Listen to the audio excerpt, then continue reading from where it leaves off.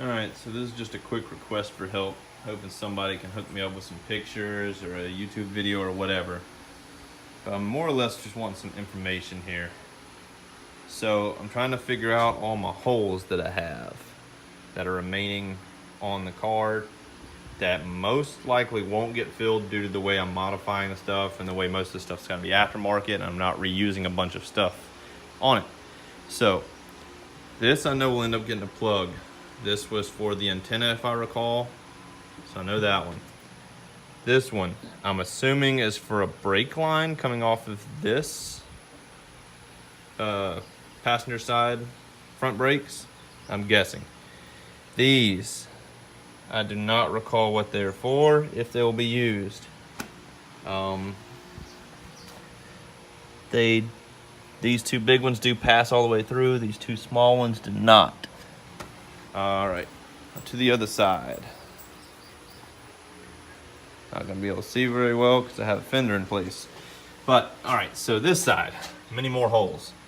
So you have these two up top, small ones. You have these three. You have these two big ones here. Again, I think that one's for the brakes. This one I believe was for the fuel line. I want to say the fuel line is what passes through this hole down here as well. The factory fuel line, that is.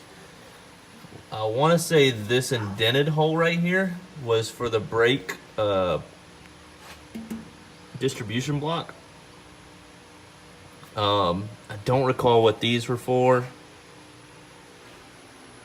And I don't have any of the holes up front, obviously, because I'd use these aftermarket inner fenders. Same thing on the firewall. I know the big holes over there are for mounting the heater box / AC system. The two huge holes here and here are for coolant lines for the heater. The two small ones there, or the three actually, there's one down there. Those were probably for fuse block maybe. I think the fuse was on that side. Obviously that side's gonna be modified. The top hole, I think, was a wiring harness. The bottom hole is the big one down there, is the pedal for the accelerator. All the small holes around it, I have no clue. I know some of those are for the accelerator pivot. The two small holes down here, no freaking clue. This one up here might have been for a wiring harness. Couldn't tell you. Probably won't get used. Really wish I would have welded that shut because I don't remember. But I probably won't have anything there due to the master cylinders I'm going to have. That'll probably end up just getting a rubber plug for the time being.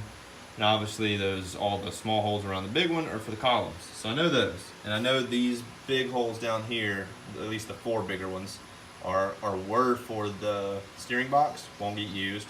And the big oblong one, just like the oblong one over there, I don't think were for anything.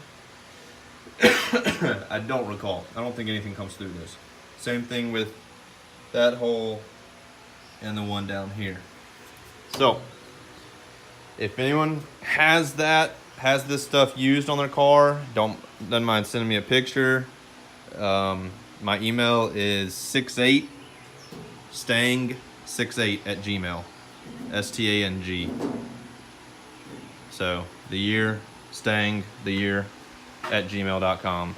Shoot me some pictures if you want, or make a YouTube video and let me know. Post a link to it in the comments or something. But I'm just curious of what my holes look like, what should be filled in, will be filled in, etc. This I'm probably going to weld on today some. I still don't have my end pieces for the tube ends. I am going to go ahead and start welding on my other pieces. There's two brackets that go on the bottom and top. Actually, that's top, bottom. But anyways, there's brackets that go there, and I got to get those welded up. So I'm probably going to do that today. This, I'm not sure if I need to weld this shut and drill and tap a new one. I got to check to see if my brackets line up right. I might weld the suspension brackets on this as well. This was just etched with OSPO, and I threw some Master Coat Series etch stuff over the top of that because it works kind of like Picklix, I guess. You spray it on, it eats the rust, then you You keep it wet, and eventually once most of the rust, or like all the rust's gone, you just wipe it clean or wipe it dry, and it leaves a film, like a real thin film across it. But I think that's it for now. I need to get my fuel line routes as well for where I'm gonna route my brake and fuel lines. So I believe I remember how all the factory ones go. I want to say the factory brake line goes through the transmission tunnel. I want to see the factory fuel line, like I said, feeds through this hole, comes up through probably this hole up here. On the back side here, excuse my rolling around, it's probably noisy. There's a hole right here that you probably can't see, right there. It comes out of that and then kind of just runs along the floor pan. And I know it crosses over the torque box somewhere, which it can't now because of the way this is. And comes in, runs across somewhere back here. I got rid of my factory fuel line because I won't be using it again. But I know this was for the brake. Brake line comes back into a little flange or whatever that clips on right here, and then a flex line goes to your transmission. I mean, not transmission, to your rear housing, the rear axle. I laid my fuel tank in here to get an idea of how my fuel lines are gonna end up coming back and how much room I would have. I want to mount my fuel pump and set up in between here. That is about 2¼ inches. That is the exact depth of the fuel pump itself. So I might end up having to mount it on the side somehow. Either this side or the other side. I don't know yet. I gotta figure out how I'm gonna do that as well.